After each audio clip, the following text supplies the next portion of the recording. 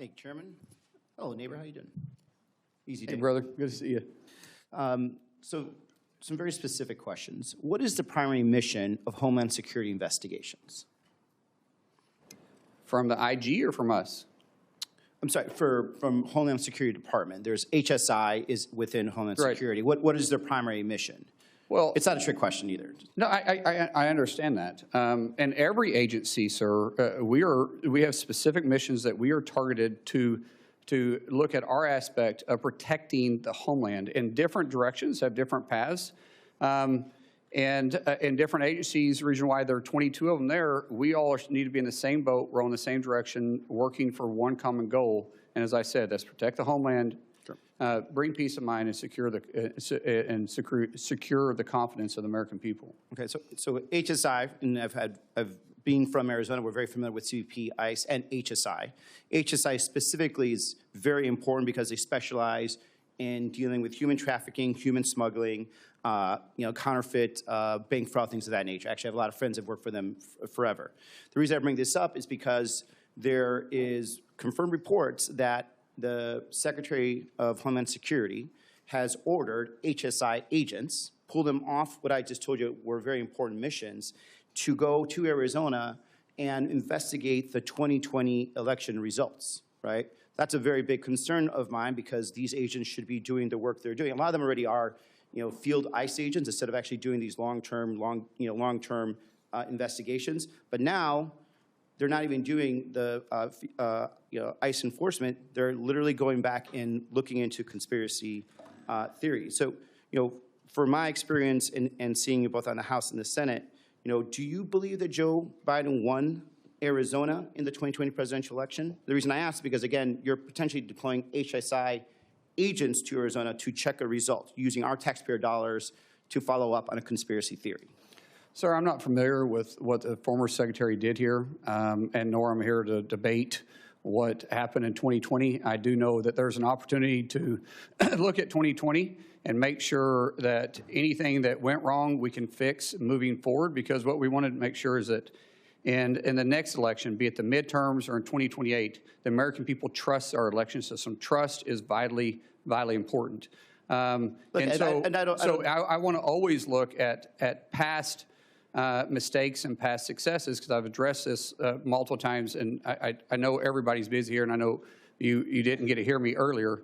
But Senator, I think we can always do better, and I want to do that. Just like you and I, we've worked on immigration issues before, but because we both know we can do it better. But you're talking about perspective. I'm talking about going back, and the fact that we're using Homeland Security funds, investigators that should be using their time and value more to check onto something that, by the way, had multiple independent audits, even one run by the Senate Republican and Senate State House representatives that passed, accuracy tests, hand counts, 14 court cases that were confirmed that Biden won in my state. And so when I have personal friends that are HSI agents, friends that I know are telling me they are now being diverted from their duties, and what they're doing is they're instead of investigating child sex trafficking, child abusers, drug traffickers, which I don't disagree, we have not been doing the best at, and certainly I think a lot of that was under the Biden administration, did not do that sufficiently. But now instead of it not being done, now we have the opposite, where some of these best trained people are being ordered by somebody within the chain of command of the White House, which I get to quest later, to go investigate this false this false conspiracy theory, right? And like, as much as, for me, a concern of mine, because, I do know you very personally, and we got into work together, and I think you're an upstanding guy, and I reject this idea that you're not qualified for this job 100%.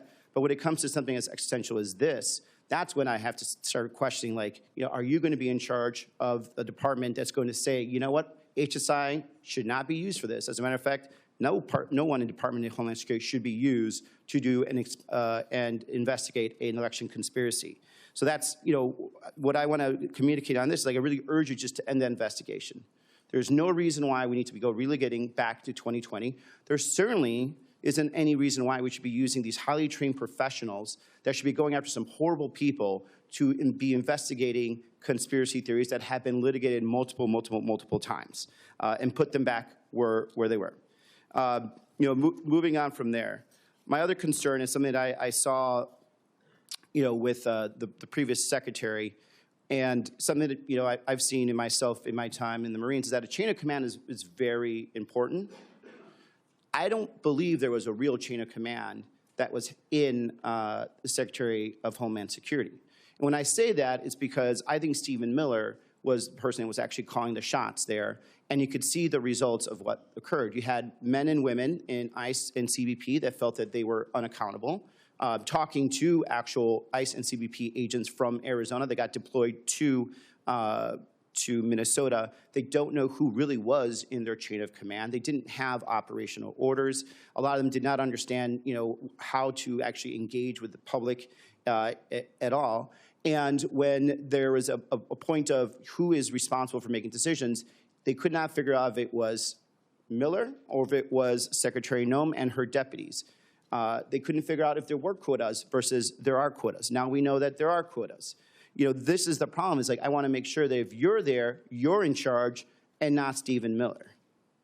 Sir, the President has nominated me to be Secretary of Homeland, and I'll take full responsibility for that. Chain of command is important. I believe in empowering people to make decisions, but I will still be talking to the President on a regular basis, and any policy that is within my realm of authority that you guys give us. If the President wants us to look at it, we'll look at it because I serve at his discretion. Yeah. One thing I don't know if it's been mentioned here, you would be the only second Native American in the history of the country to be a cabinet member, which I appreciate. And that I also do a lot of work with our Native American communities, the 22 federally recognized tribes in Arizona. And the one concern I also have is that when it comes to building some of these installations on the border, there has been very, very little to no tribal consultation, especially with some of our border tribes, the Totowa Nation, where we are building walls in areas that doesn't have much like ESL. So I have problems with English once in a while too. There's a border wall that is going through tribal land that is in very sacred land that is not crossed and used significantly by human smugglers. It's important that DHS actually speak to these communities. They actually have programs that they do where they actually are working with DHS and local law enforcement to stop illegal smuggling, called Shadow Wolf program that DHS supports. But this last administration in DHS did not talk to them whatsoever. Did not talk about, did not even give the vague idea of tribal consultation, and now they're just building into some areas that has, unfortunately, some burials of some of their the people from their tribe. And so I think it's important that we reestablish tribal sovereignty, and I hope because of your background you'll understand and appreciate that. I respect tribal sovereignty, and there's a lot of technology. Now, we do have a job to secure the border, but we will work with tribal nations because there's other ways to have a physical barrier. You can have technology there too, and I don't think anybody would complain about that. But yes, my background. We have worked on tribal issues a lot, and I appreciate your passion. And I have a lot of good friends in Arizona with tribes that that we've been able to have good relationships with. And these tribal nations would absolutely work with you as long as they felt that there was the respect and also respect for the land, because we have a history of that. And Mr. Chairman, I'm up. We're going to come back around if you have a question. Thank you. Support journalism you trust. Support PBS News. Donate now, or even better, start a monthly contribution today.